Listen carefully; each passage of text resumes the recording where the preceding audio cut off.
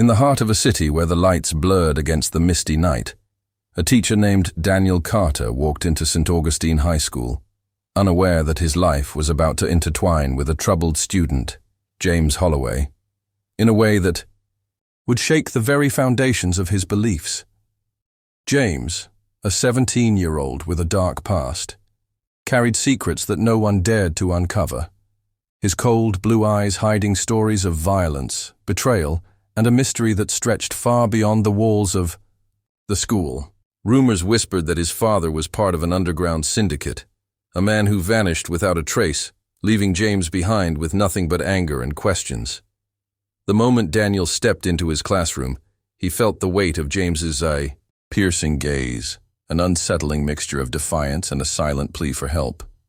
As days passed, strange occurrences began, messages scribbled in blood-red ink on the blackboard, shadows moving where no one stood, and an eerie feeling that someone was always watching.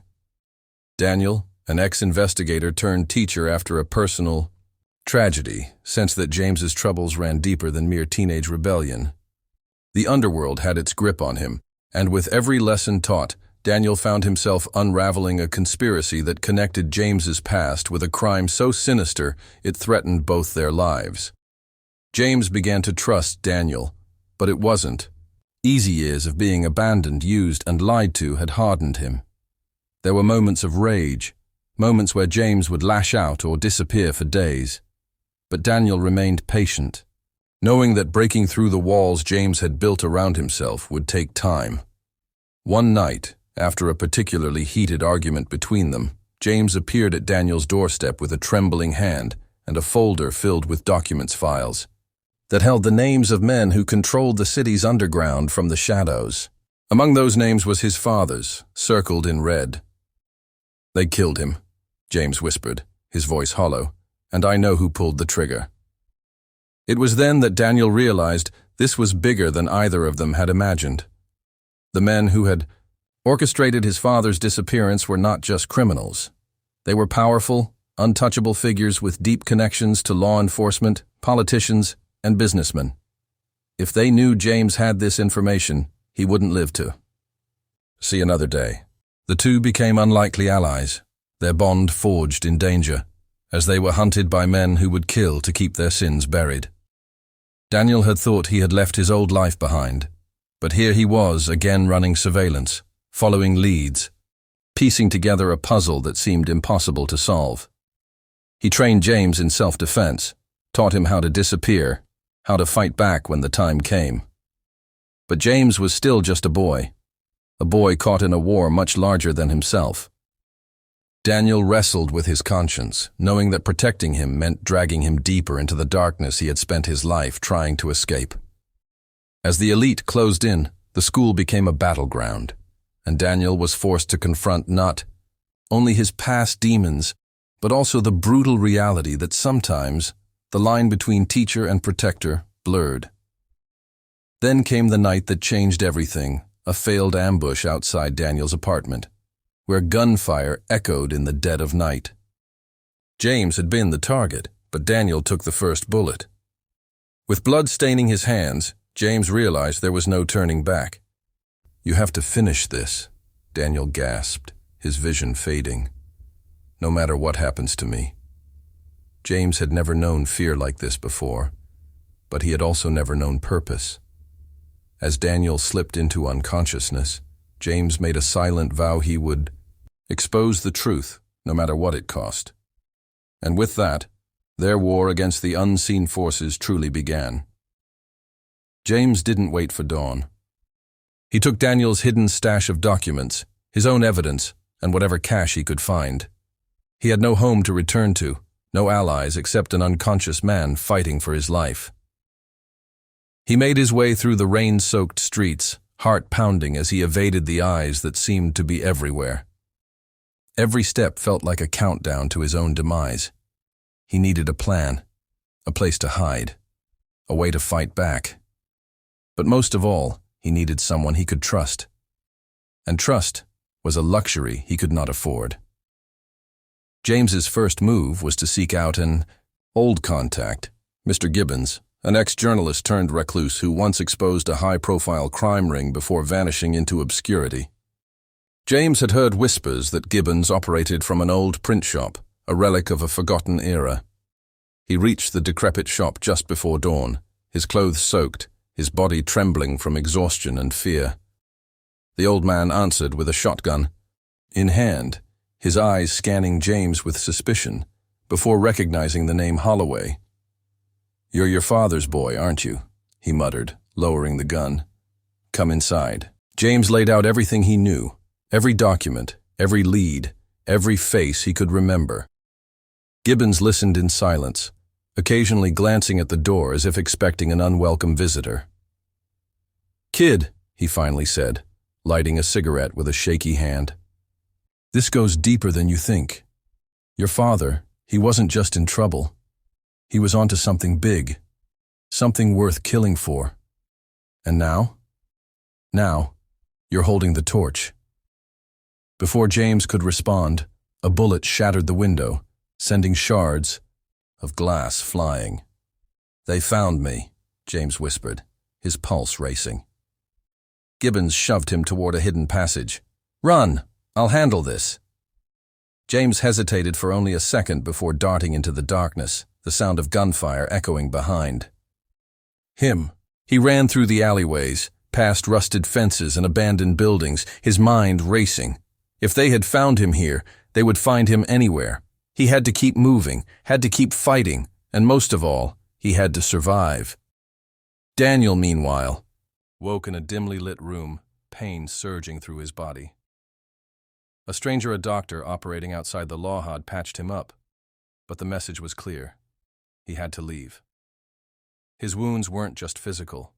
They were a warning. He had failed to protect James, and now the boy was out there alone. Daniel pushed himself up, ignoring the pain, and reached for his gun. He wasn't done yet. He would find James.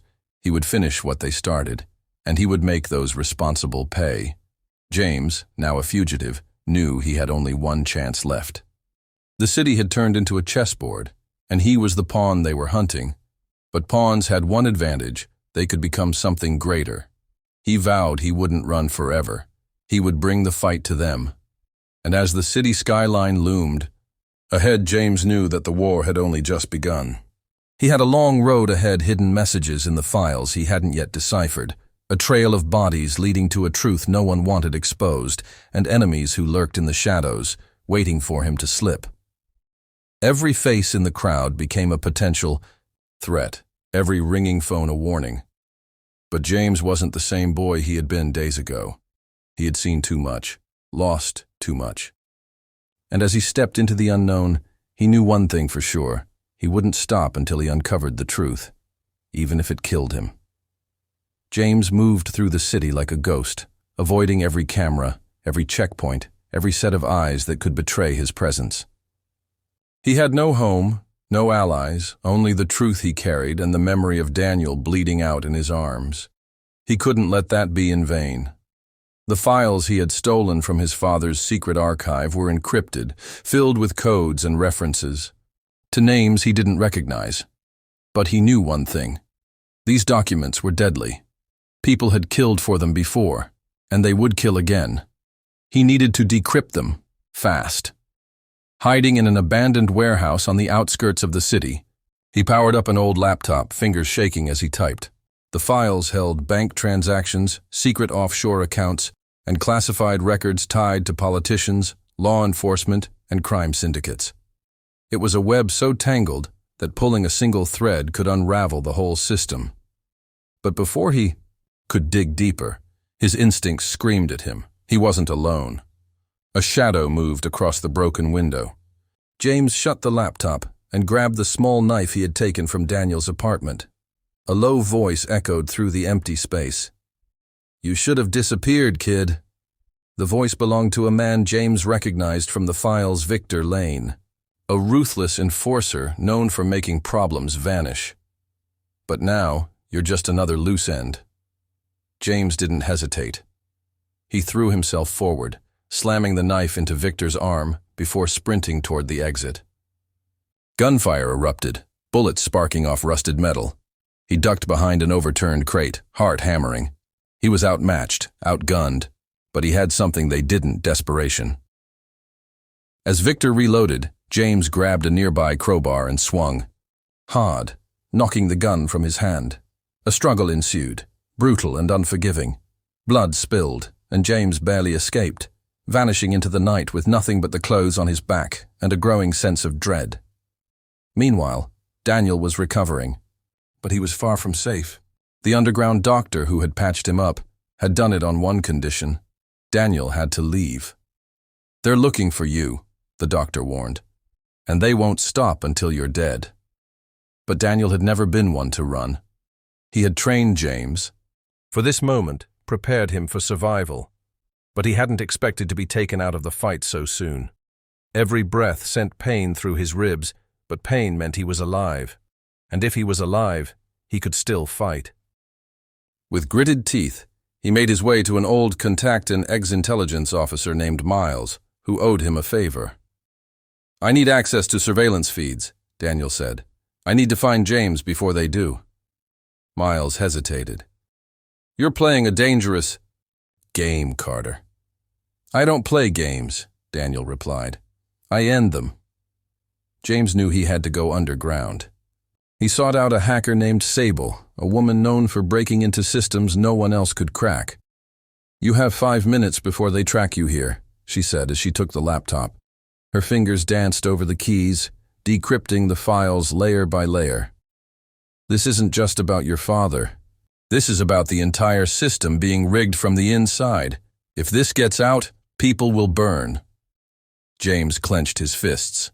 "Then let's set the fire." But before they could act, the power cut out. A deep, chilling silence filled the room. "They found us," Sable whispered.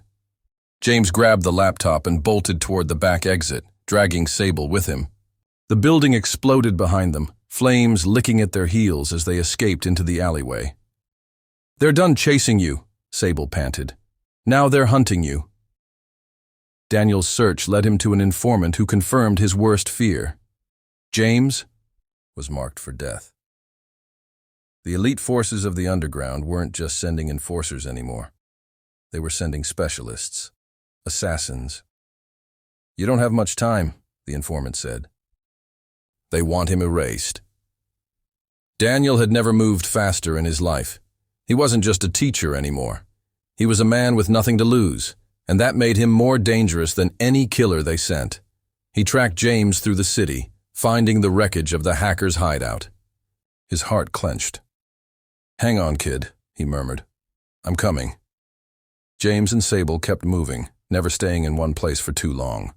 The files were their only leverage, but they needed a way to release them without getting killed first.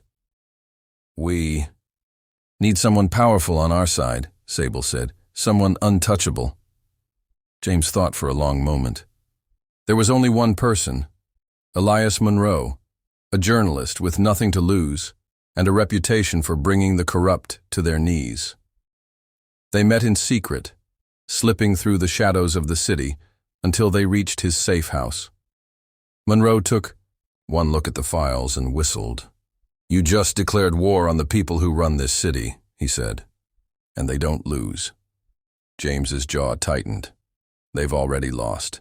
They just don't know it yet. As Monroe prepared to expose the truth, the final confrontation loomed. Daniel closed in on James's location, knowing he had to reach him before the assassins did.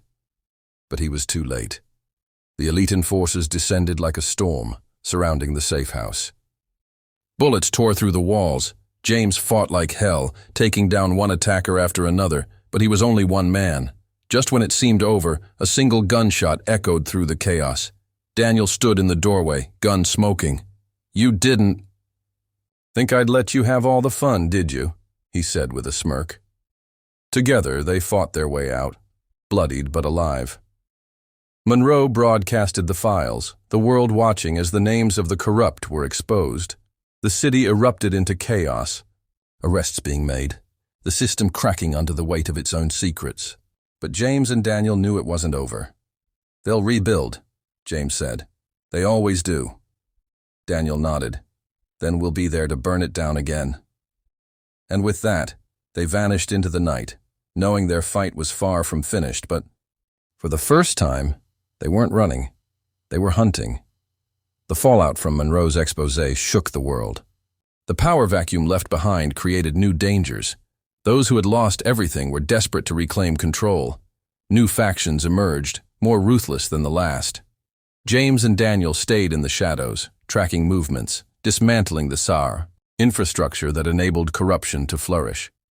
Their war had only just begun, and as they navigated the treacherous landscape of deception and power, one thing remained certain: justice would not be given. It had to be taken. And they were, ready to take it no matter the cost.